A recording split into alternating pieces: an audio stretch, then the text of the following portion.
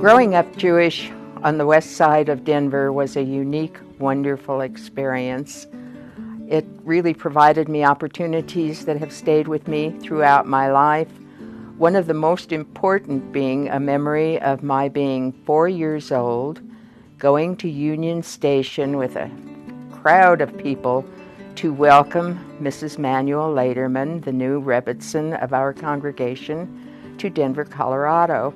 And I had the privilege of giving Mrs. Lederman a bouquet of flowers. And that was the start of a long tie between me, the Hebrew Educational Alliance, opportunities on the west side, eventually resulting in my being the first woman president of the Congregation Hebrew Educational Alliance.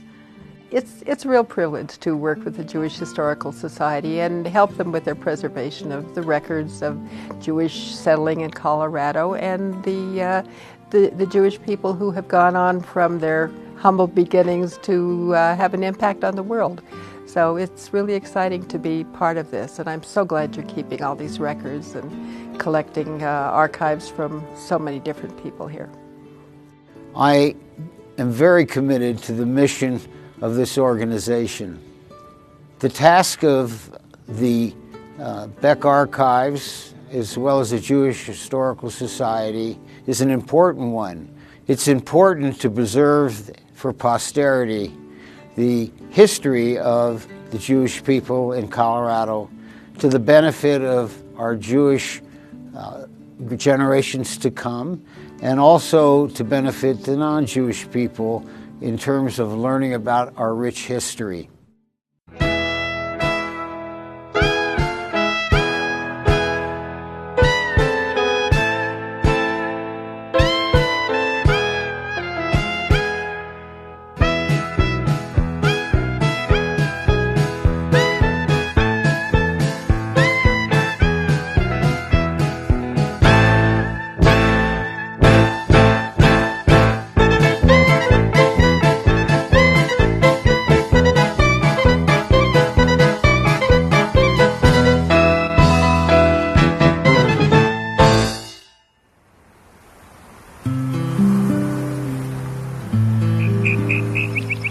Colorado was still an untamed wilderness when the discovery of gold near Pikes Peak in 1858 brought the area to the nation's attention.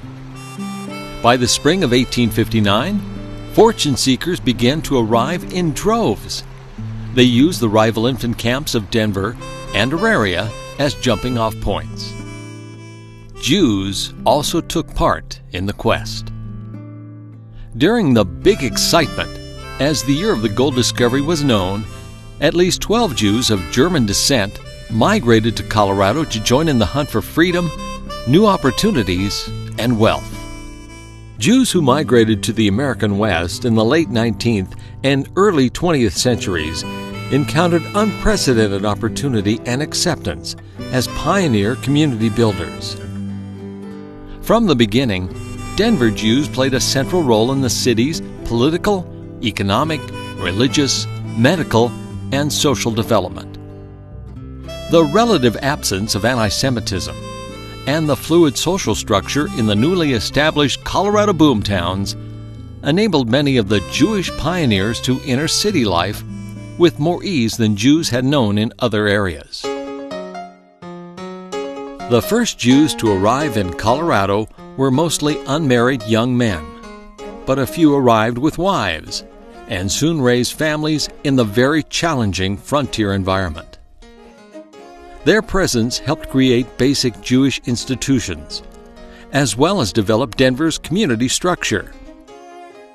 Sisters Rosa and Clara Goldsmith married two brothers, Abraham and Henry Goldsmith. Both couples migrated by covered wagon to Denver in 1859. In 1860, Clara gave birth to the first Jewish baby girl born in the fledgling town. As was all too common during the era, the new mother died in the birthing process, reflecting the high contemporary rate of maternal mortality. So Rosa raised her niece, who was named Clara after her mother. Goldsmith's death was the impetus behind the creation of Denver's Jewish Cemetery Association, founded out of necessity by Rose's husband, Abraham. In 1864, when the Cherry Creek flooded its banks and washed away their home, Rosa, her husband Abraham, and her brother-in-law Henry moved to Pueblo, Colorado with their children, farming on a homestead. Family lore relates that as a small child, Clara was kidnapped by Ute Indians. But they did not appear to have been especially threatening, because they returned her in exchange for food staples and a bolt of cloth. The unpredictability of gold mining and a growing demand for supplies encouraged many of the Jewish 1859ers to establish small businesses in the new mining camps, blazing the commercial trail in what was to become Denver. One of the first Jewish pioneers was Fred Zadok Solomon, who arrived in Auraria in June of 1859. Solomon, with $30,000 worth of goods, became the manager of the first General Mercantile Company in Colorado.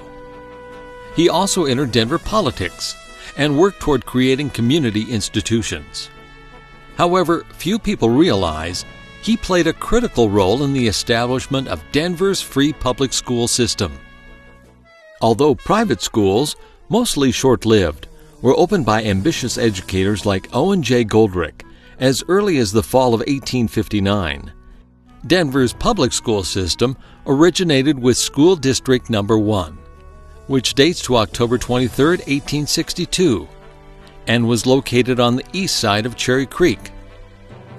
It was in the West District that the first public school was opened in Colorado on December 1, 1862. It operated in a rented building on the corner of 11th and Larimer Streets, in the rear of Fred Solomon's commission house. In 1865, Denver Jewish 1859er Abraham Jacobs married former schoolteacher Frances Weisbart Jacobs, nicknamed Denver's Mother of Charities, who founded Denver's first free kindergarten for the poor and played a pivotal role in the founding of National Jewish Hospital and what became the United Way of America. Their daughter, Evelyn Jacobs, who attended local schools, became the principal of the 29th Street Primary School in the early 1900s. At the time, Denver was still a rough boom town. But as early as 1860, William Byers, the editor of the Rocky Mountain News, sagely observed, "Nothing can conduce to our continued prosperity and growth as a city and add to our reputation than free institutions of learning, whose establishment and support is a premonition of our future grandeur as the metropolis of the mountains." Although the first structure built exclusively for education was not opened until 1873, Denver ultimately boasted a wide variety of leading educational institutions, from elementary and grammar schools to colleges, universities, medical and law schools. Many of Colorado's Jews took advantage of these educational opportunities. As early pioneer men married, often importing their brides from back east, and as children were born, the fledgling towns of the West began to stabilize. Jewish children growing up in Colorado became participants not only in the social and educational spheres of their communities, but active members of the local Jewish communities. The first Rosh Hashanah service in Denver was held in 1859, but it was not until the 1870s that actual Jewish communal structures were put in place. In 1871, the Hebrew Benevolent Association was founded, followed in 1872 by the Hebrew Ladies Benevolent Society, and the men's fraternal organization, the Denver Lodge of B'nai B'rith. Denver Jewish pioneer Louis Onfanger served as one of its first presidents. The Bavarian-born Onfanger came to the United States in the late 1850s, moved west in 1870 to seek his fortune, and became a successful businessman and politician. He married Louise Schlesinger in October of 1871 in St. Louis, and the young couple arrived in the frontier town of Denver at the end of the month. They became the parents of 8 children, all of whom attended local East Side Denver schools, and became an active part of the city's Jewish and general community. By the 1870s, civilization was overtaking the frontier, and the coming of the railroad played a central role in transforming Denver from a mining camp to a bustling metropolis. It is said that Colorado's first synagogue, Congregation Emmanuel, was organized at the Anfanger home following the birth of their eldest son, Milton, in 1874. Milton attended Stanford University, was admitted to the Colorado Bar in 1897 at the age of 23, and also later became a Colorado state senator. Daughter Flora Anfanger married Philip Hornbein, one of Colorado's most distinguished trial lawyers and an active force in the Denver Jewish community. In 1865, Charles Shire and his bride, Ricka Soft, endured a 7-week journey by covered wagon to the Colorado Territory. Charles became a successful Colorado businessman and a leader in Denver's Jewish community, where he served as an early lay rabbi at Congregation Emmanuel. Their daughter, Hattie Shire Friedenthal, graduated from Denver's East High in 1884 and later attended the Denver Medical College.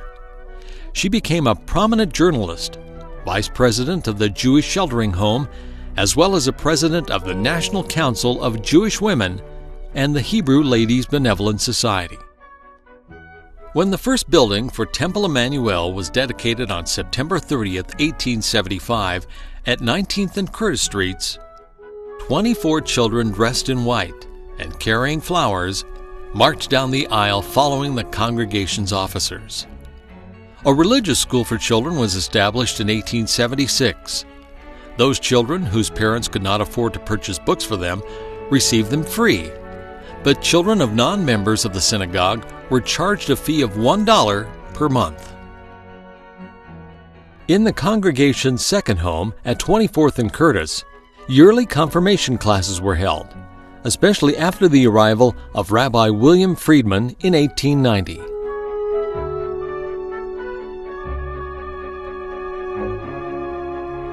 Michael Hattenbach arrived in Central City in 1863.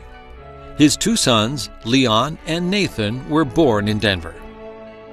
The senior Hattenbach helped found Congregation Emmanuel and B'nai B'rith. Pictured here is an invitation to Nathan's confirmation party in 1891. All 3 were prominent Colorado grocers. Leon was elected to the Colorado Senate in 1916 and was being considered for the U.S. Senate before his untimely death in 1920. Early East Side Jewish children attended a variety of local public schools, including Arapahoe, East and Central High, and the Aaron Gove Elementary School. Beginning in the 1880s, a number of Orthodox synagogues were founded in Denver, primarily by the wave of Eastern European Jews arriving from Russia. In 1880, Ahava Imuno was established on Larimer Street, and Congregation Zera Abraham was organized in 1887, the first synagogue in West Colfax. The BMH Synagogue was established on Denver's East Side in 1892. It officially incorporated in 1897 as a modern Orthodox congregation. Its first rabbi, Charles Kavar, was hired in 1901 and served in his position for more than 50 years. He is pictured here with several of the synagogue's confirmation classes. Eastern European Jews arrived in significant numbers after 1880 to augment Denver's growing Jewish community. Most settled on the west side, at first under the Colfax Viaduct, and later moving west up the hill across Federal Boulevard. These new immigrants raised their families to be involved in both Jewish and general community endeavors. Both the Cook family, my dad's family, and my mother's family, the Feiner family, came to Denver in about 1892 and settled immediately on the west side under the viaduct. Jake Feiner, my mother's dad, was a peddler. He went from Denver to Blackhawk, Central City, Idaho Springs, and he peddled hides and tallow. And he did that with a wagon and horse, and he would take one or two of his daughters along with him to care for him while he was on this long journey. And he had plenty of help because my mother was one of 10 daughters, all of whom lived on West 14th Avenue across from the old Talmud Torah where they went to synagogue. And they just managed beautifully in their little 2-bedroom home. Like them, the Cook family came from Kamen Kashersky in 1892, and after a few years of my grandfather tending the mikveh at the old Kunyoka Shishol on the banks of the river, he decided to open his own bathhouse and mikveh. And that's where he also raised 10 children, but they were more balanced. There were 5 girls and 5 boys, all of whom were raised in an Orthodox environment, running a mikveh. And unfortunately, Harry Cook died in his early 40s, leaving Ida with 10 children to raise. None went to school any more than 8 grades, but they were self-taught, very learned. So these self-educated people went on to be successful, wonderful contributors to our Jewish community. As they struggled to make a living, many children of West Side Eastern Jewish immigrants worked alongside their parents after school and on weekends in family-run grocery stores and small shops. Some boys endured long hours working as newsboys to help supplement modest family incomes. My father, Louis Cook, went to work selling newspapers for the Denver Post at the age of 5, and he would walk from the bathhouse to his corner on 17th Street and sell newspapers. The newsies, some as young as 4 or 6, earned only pennies a day. Occasionally, important news stories would boost their sales, such as the experience of Abe Rosen, who earned $10 one Sunday during World War I selling war extras. Going to school became a path to Americanization for the children of the immigrants, as school administrators and teachers consciously worked to turn them into good citizens. Cheltenham Elementary School began as an 8-room schoolhouse in 1891, when the West Side immigrant Jewish community was in its infant stages. By the 1920s, Jewish children made up about 90% of the school students. And at night, the school offered Americanization classes for adult Jewish immigrants. Some attended English classes at the Emily Griffith Opportunity School, or night classes organized by the National Council of Jewish Women's Club. Cheltenham was augmented by Lake Junior High School, which opened in 1926 on the east end of what is now Sloan's Lake, and boasted a 60% Jewish body. Many Jewish boys and girls attended North High School, including Golda Meir, Israel's future prime minister, who lived in Denver with her sister Shana Korngold in 1913 and 1914. She was an excellent student, according to her report card, in all but mechanical drawing.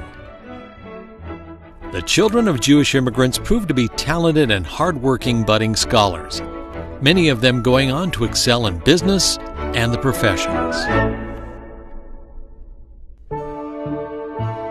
Most West Side Jewish children received their secular education at Cheltenham and Lake Junior High, but their parents also encouraged their Jewish participation in such venues as the Talmud Torah, located in the West Colfax neighborhood, and the Hebrew Educational Alliance Hebrew School, which opened in 1932. Here, young people could participate with their families in Sabbath and Jewish holiday traditional observances. The West Denver Hebrew School and Synagogue, also known as Yeshiva Eitz Chaim, was organized in 1910 and met in a building near Federal Boulevard. More commonly known as Talmud Torah, it provided classes for boys and girls. The Alliance Talmud Torah not only provided daily classes, but children's services on the Sabbath and a Sunday school, with related social activities. The Jewish holidays were a special time to renew religious traditions and bring family members together. Here the average family is pictured in their West Side home in 1932 as they prepared for their Passover Seder. Hannah Schroeder-Berry recalled that in preparation for their family Seder, like so many other local Jewish women, her mother Rachel brought out her Passover dishes and pots and spent days preparing traditional homemade foods, such as gefilte fish, matzah balls, and hand-grated horseradish. She recalled as the holiday began, Mama, her face all flushed from the heat of the kitchen, lighted the candles, covered her eyes with her hands, and chanted the ancient blessing.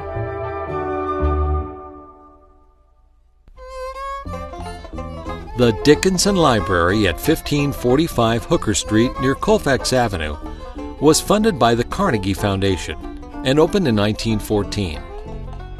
The Italianate-style building became the location for many a happy hour as Jewish children browsed through the books that transported them beyond their neighborhood to new places and experiences.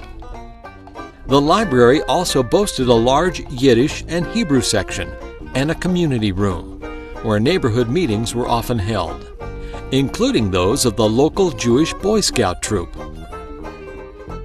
Many of the Jews who grew up in the area made their mark in business, educational, and cultural endeavors. Jacob Moscow, a blacksmith, arrived in Denver in 1905, and within a few years sent for his wife Ida and 6 children, who had been born in Eastern Europe. Their youngest child, Ruth, pictured here in a nurse's costume, was born in Denver in 1916. She later married Denverite Izzy Elliott Handler, and the two went on to found the enormously successful Mattel Toy Company. The wildly popular American Barbie and Ken dolls were Ruth's creation, named after her own children.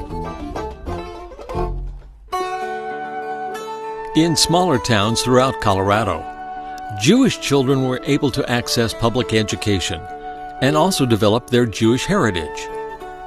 German-born Jewish immigrant Benjamin Weisbart became a successful merchant in Central City and was elected mayor of the boomtown in 1876. His 4 children grew up there before later moving to Denver. Also in Central City, the Schulman family celebrated Jewish holidays. Their children imbibed traditional Jewish values of concern and care for their co-religionists.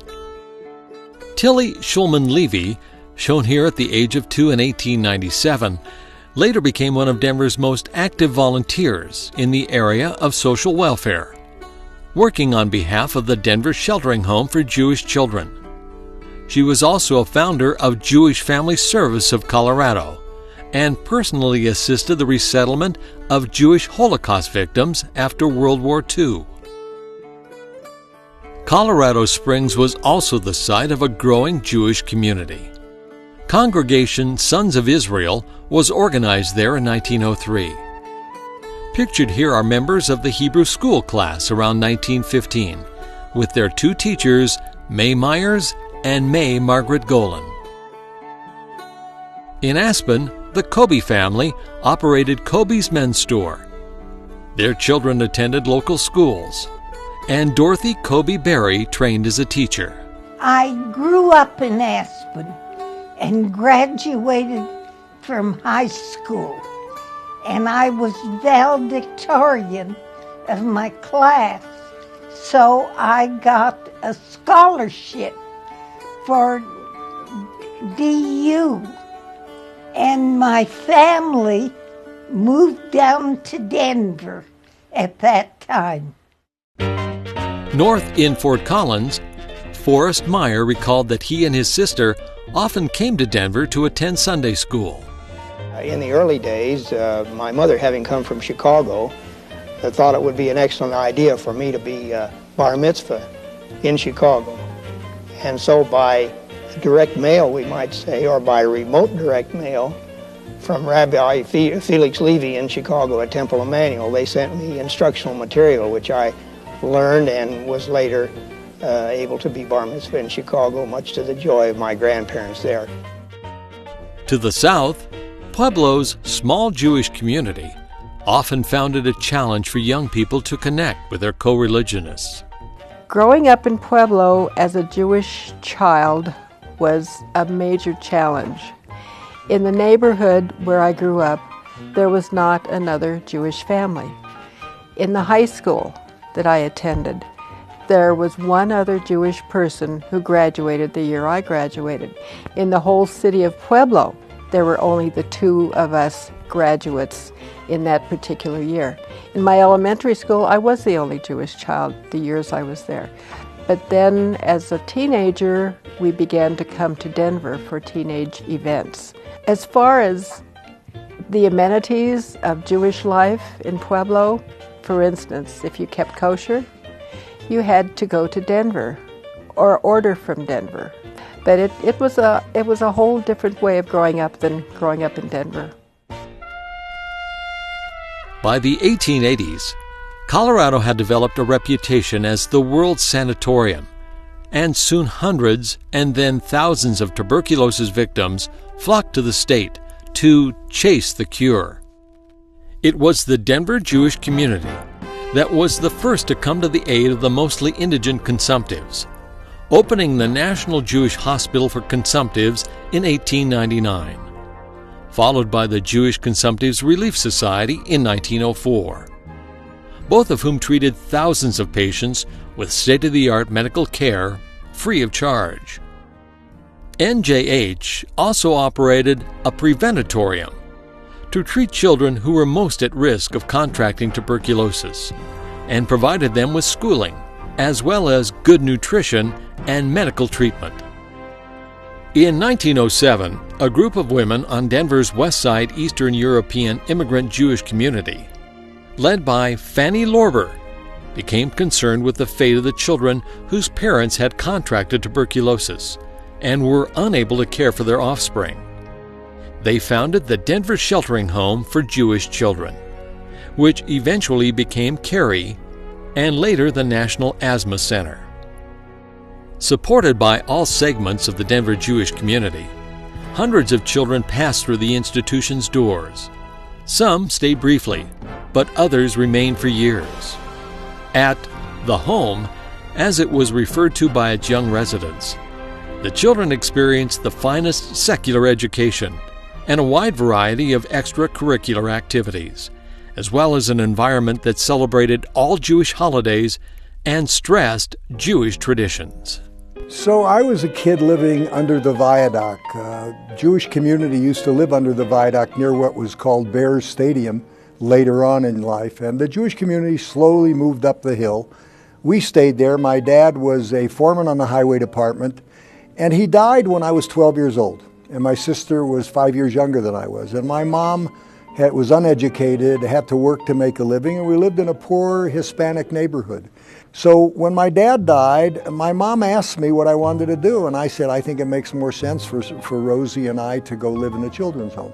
So I lived there from 1948 to 1954. I'd see my mother every week, and she did the best she could in life. And I stayed there through junior high and high school. My sister stayed there a little longer. You know, one of the things that was great for me is that the leaders of the Denver Jewish community provided a real role model, which is the best way to teach kids how to give and how to be identified with the Jewish community. So not only did they invest money, they invested time. And that kind of a role model for me and many of the other kids said, number one, I want to give back. And number two, I feel proud to be a Jew. And it was excellent. By World War II, Colorado Jewish children became fully integrated into the larger community.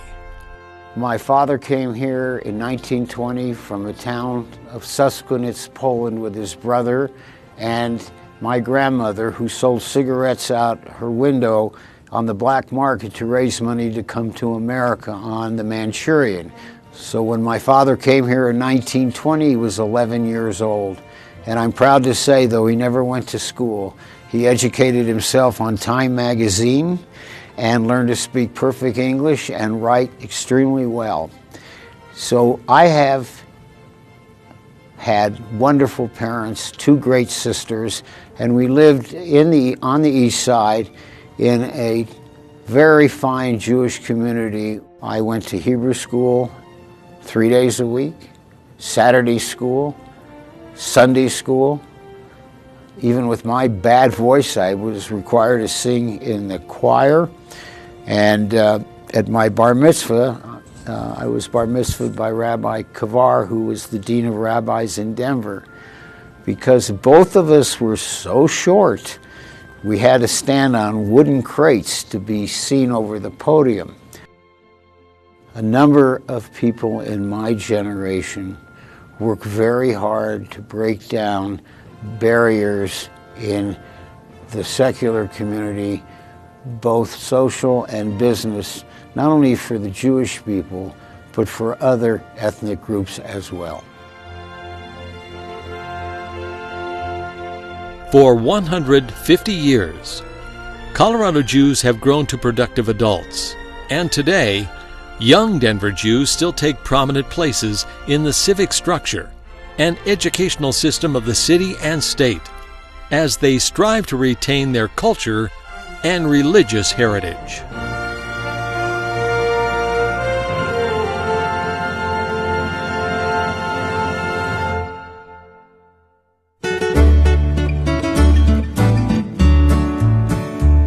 I was born and raised where the cattle grazed under Colorado skies. The tumbling creeks of the Spanish peaks tells tales both old and wise.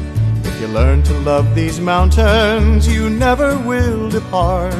If your heart's in Colorado, Colorado's in your heart. Under azure skies where the eagle flies is where I long to ride. Down the wooded slopes with my dreams and hopes and sweetheart by my side. The streams and the trails and the mountain vales are the paths I long to roam. Where the hawk flies free is a place for me in my Colorado home.